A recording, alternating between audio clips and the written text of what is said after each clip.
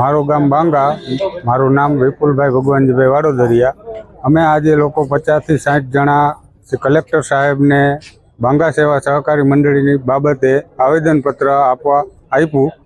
અમારે આજે 10 વર્ષથી આ બાંગા સેવા સહકારી મંડળીનું નથી કોઈને કાગળ મળતા કે બોજા મુક્તમાંથી મુક્ત નથી થતા। અમારા ગામમાં 250 થી 200 ખેડૂત આ પરિસ્થિતિમાં હેરાન થાય છે। કોઈ એનો કોઈ કાંઈ જાતનો કોઈ ક્યાંથી જવાબ આવતો નથી।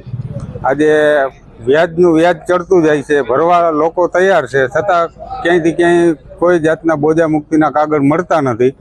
જ્યારે કાલાવડ એની જે સંભાળતા એની ઓફિસે જાય તો એમ કહે છે કે દફતર ખોવાઈ ગયું છે, કોઈ જાતનો કોઈ પ્રકારનો નોટિસ કે કાંઈ જવાબ મળતો નથી। અત્યાર સુધીમાં આજે અમે કલેક્ટર સાહેબને આવેદનપત્ર આપ્યું, બાકી અમે રાજકીય ક્ષેત્રે પણ રજૂઆત કરી લીધેલી છે કાયદેસરની, અને અધિકારીઓને કરેલી, બેંકમાં પણ જિલ્લા રજિસ્ટર બેંકમાં પણ અમે જઈ આવ્યા છે, ત્યાં પણ અમે આ મુદ્દે વાત કરેલી છે, પણ કોઈ જાતનો કાંઈ જવાબ આવ્યો નથી। આનો કોઈ જાતનો જો નિરાકરણ ન આવે તો અમે આનાથી પણ ઉગ્ર આંદોલન કરવા ખેડૂતો સહમત છે।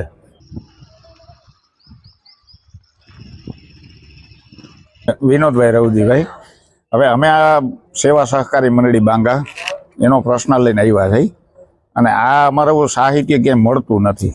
10-15 વર્ષથી અટવાઈ ગયેલું પડ્યું, એટલે આજે અમે 50-60 જણા અહીંયા આવ્યા છે। આથી વધારે કંઈ કરવું પડશે તો કરવા તૈયાર છે, બાકી આનું કંઈક કાગળ તો મળવા જોઈએ ને। વખતે 25 વર્ષ પહેલાં આમાં નથી, હવે તોય એનો બોજો એમને રહીએ છે। હવે એને કોઈ કાગળ મળતો નથી, એ એમ કહે છે કે તમારું લેણું છે, તો લેણું હોય તો અમને નોટિસ તો મળવી જોઈએ, અમે ભરવા તૈયાર છે। કઈ ને કઈ રહી જામનગર જિલ્લામાં કોઈ એમ નો કે અમને નથી કીધું એમ। કેટલા વર્ષ જૂનો પ્રશ્ન છે આ? 10 વર્ષ ઉપરનો છે।